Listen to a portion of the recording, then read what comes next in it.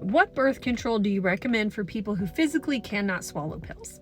All right, let's talk about this. So first of all, I think it is important to note that birth control pills, whether it be the estrogen progesterone form or the progestin only form, are actually really very small pills. So for people who may have difficulty taking larger medications, the pills on the birth control pills can be a good starter pill if you're learning to take medicines, right?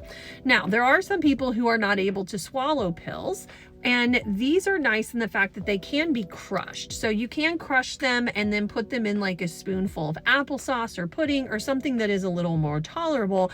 And that is a way that many people can take an oral-based medication without having to swallow pills.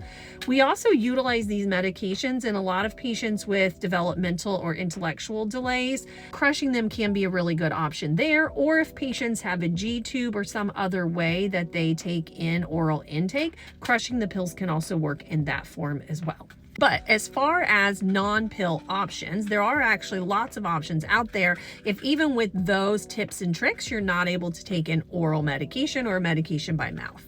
So you can get the same type of medicine that is in the traditional birth control pill in the form of a patch, which you wear on your skin and you change once a week, or in the form of a vaginal ring, which looks pretty much like one of those clear plastic hair ties.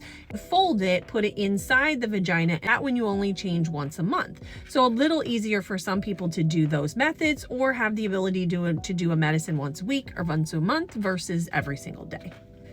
As far as progestin only methods go, unfortunately, those do not come in the form of a patch or a ring, but there are some longer term non-oral options for progesterone, which include the progesterone shot, typically known as Depo-Provera, which is a shot that you get in your bottom roughly every 3 months, as well as some of our long-acting reversible methods, such as the Nexplanon, which is a little rod that goes in the upper arm that is good for 3 to 4 years, and the intrauterine device, which is a small T-shaped device that goes inside the uterus, and depending on which one you choose, is good for somewhere between 3 and 10 years. All right, so if you'd like to hear a little bit more about these non-oral options for birth control, just check out our profile page. We're gonna do an extended video on each and every one of them. All right, thank you guys, bye.